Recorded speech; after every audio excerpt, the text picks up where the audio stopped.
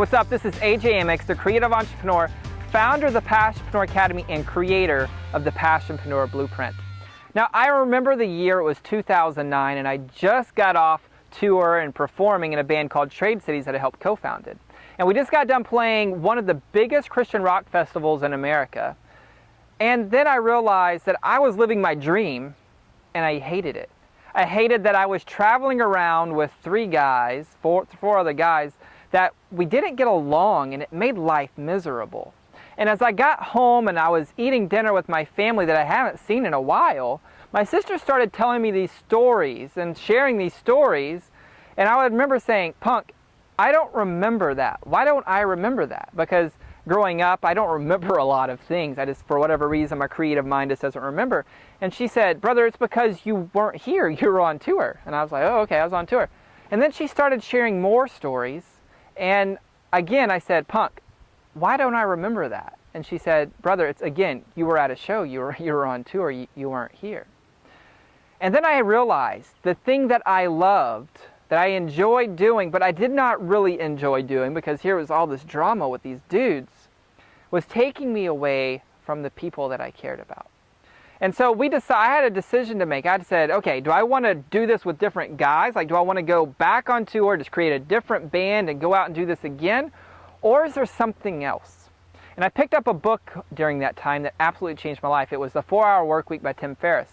And he talked about this idea of lifestyle by design. And that's why I'm able to stand in this beautiful field with you today, where I grew up by choice, because I've created a business that allows me to be here and serve people using my divine talents that are all around the world, and it's so cool. Now, I want to take you through this journey because after deciding that my career was done and I had to figure out a new career, if we fast forward into March of 2010, that's a time that I completely just hit rock bottom. I went from this place of living my dream and touring and playing with the biggest bands in my industry, hearing our songs on the radio, which is like this really cool feeling, by the way, to being in this place that my parents, after 25 years of marriage, said, "Son, we're done. This isn't happening anymore. We're getting a divorce." And they told the news to me on my birthday.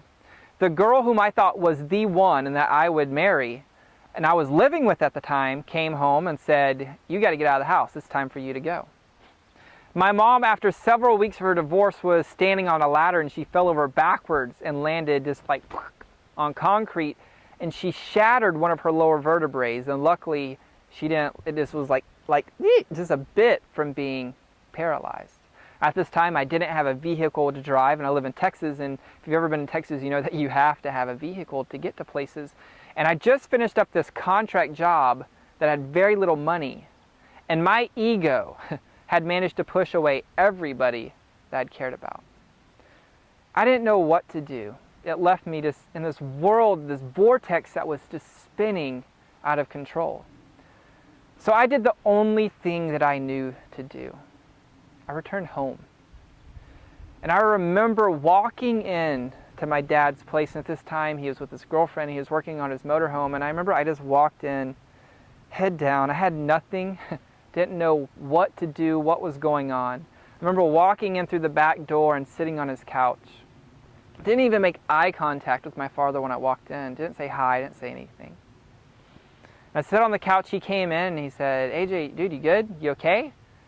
And I said, "No." And he said, "Well, do you want to talk?" And I said, "Not right now." And he said, "No, do you want to talk? Is there something you want to say?" And I remember looking Dad as sitting there on the couch, and I remember looking at Dad and I said, "Dad, honestly, right now, if I talk, I'm going to cry, and I don't want to." Because growing up, I was told men don't cry. And I never will forget what my dad told me at this time. He said, "Son, it doesn't make you less of a man to cry. If you need to cry and get it all out, go for it."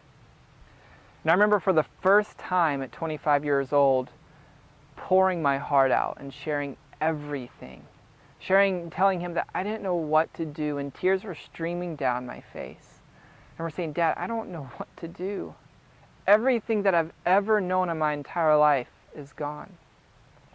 I said, "If you can just let me stay here for a couple of months, I'll figure it out." And over the next 5 months, as I returned home and got back to my roots, and I started asking questions like, who am I? What am I here for? I learned that I'm here to inspire people to pursue their passions. to use the internet to share my message and help people understand that you don't have to have some type of freaking certification to do the things that you love. What people want in this day and age is not a certification unless you're a doctor or an attorney or a lawyer, some other thing that takes a certification. What people really want is results. Creator, here's what I want you to understand, man. Your pain, your life is freaking perfect. And if you can learn to look at the things that you've came through, you're going to learn how to harness your power. How you're going to learn how to get so much clarity and be able to articulate what is you to your people. Creator, it is time, my friend, for you to arise and use the technology that we have at our fingertips to share your message. Now, here's what I want you to understand, and here's the framework that I want to get into. See, I used to be in this place where I grew up here in this field, right? I knew nothing about technology. I mean, I grew up where cattle used to be here. The grass used to not be this tall because the cattle ate it down. I grew up over here where there was a chicken barn and I'd have to go out every day after school and get all the eggs, and we had rabbits and we raised our food, and over here was my great-grandfather's place and he had a garden, and that's how I raised, was on a farm. I knew nothing about technology. But now I get to stand in a place where I can work from anywhere in the world. I have programs that serve people all around the world, and I'm able to share and articulate my message, and I'm able to do so with clarity and with confidence and with certainty because I've been able to map out my life and see what I've accomplished. So many times, Creator, we look at the gurus and we look at the experts and we say, I'm not them, I'm not good enough. Here's what I want you to understand. You are freaking good enough. And don't let anybody ever tell you that you aren't good enough. Creator, you have a journey, you have a life that if you look like, that has so much you've accomplished, you have so much power if you'll just map it out. Here's what I want to show you is this framework of all you need to do to be able to articulate your vision and articulate your ideas of programs is understand this framework of here's a prison, and it looks like, and it sounds like, and it feels like this.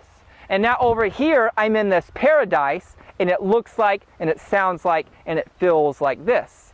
Now, as I used to be in this prison, and then I had this pivotal experience that then shifted me and took me and gave me a new perspective that I then said, okay, I'm going on this journey, and I eventually reached my paradise, which is X. Now, Creator, here's what I want you to do. Get out sheets of paper, get out big pieces of poster board, and start writing down everything you could think of for your life. Good, bad, indifferent. And then look at what could you teach somebody if you want to create a program. Now, this goes for anything, whether this is holistic, whether this is not holistic, it doesn't matter. Whatever it is, my friend, you can create a program if you map out your life. Now what's going to do is you're going to be able to create this thing based upon your life, your experiences, and your stories. Now, I want to shift over and we're going to go into my studio and I'm going to teach you this framework way more in depth, and we will talk soon.